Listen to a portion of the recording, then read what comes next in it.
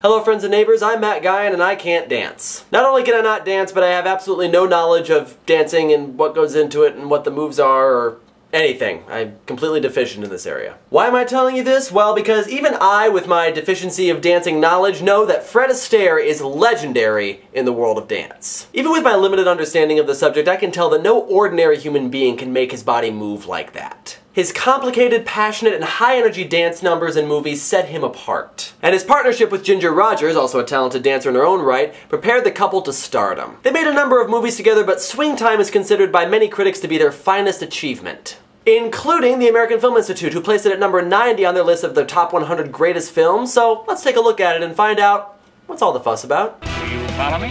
Not really. You'll shoot your eye out, kid. Why is the run go serious? Now, how did you say that last step went? Oh yes.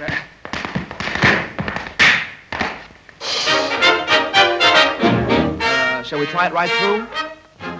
Won't you sit down, Mr. Gordon?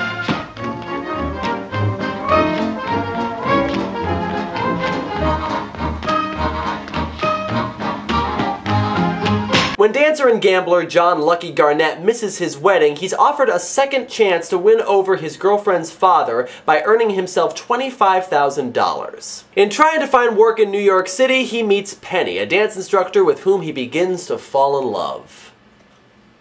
But I don't care about any of that, I just want to see these two dance. The dance numbers between Fred Astaire and Ginger Rogers in this movie are incredible to watch. They make the movie. In fact, they're the reason the movie was made. The music is decent enough, sometimes upbeat and energetic, and sometimes slow and lyrical, always portraying whatever mood it needs to portray. And the plot is, well, pretty much just filler between the dance numbers. It's a pretty basic boy meets girl story, and it does have a few good moments, like when Penny is trying to break Lucky's addiction to gambling, but the beginning and the ending are a little too implausible for my taste. The whole thing starts because of a pretty silly trick from Lucky's friends, and it all resolves just a little bit too neatly considering everything that went on. But I can forgive most of this given the time period that the movie was made in, and also given that when you watch an Astaire Rogers film, you don't watch it for the story, you watch it for the dance numbers. So what's all the fuss about? Well, it would have been pretty foolish to make a list of the top 100 most influential films of all time and not include an offering from Fred Astaire and Ginger Rogers, although technically they did first. This was part of the revision, but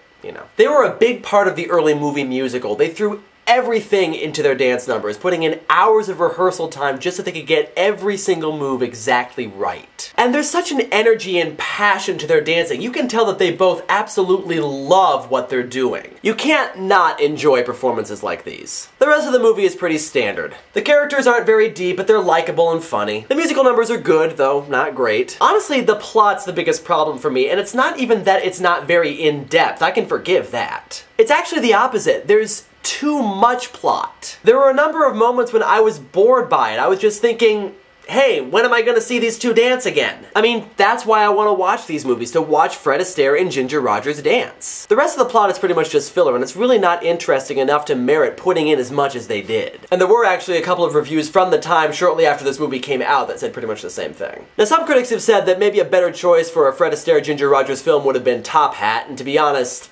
I don't know because I haven't seen Top Hat. In fact, Swing Time is pretty much the only Astaire Rogers film that I've seen. But I enjoyed Swing Time well enough. There's no reason for me to believe that it wasn't the best choice, and the good parts were very good. A lot of moments didn't really age that well, but given what it is, I think we can forgive those. I don't know if the movie itself merits the fuss that it was given, but Fred Astaire and Ginger Rogers certainly do, so if you enjoy their work, then this is probably a good movie for you to watch. I don't know if I'd personally watch it again, but for what it is, it does a good job, and on the worth meter, I'd give it a worth borrowing. And next up, we'll look at what was formerly number 90 on the AFI list, the first talkie, The Jazz Singer. See you then.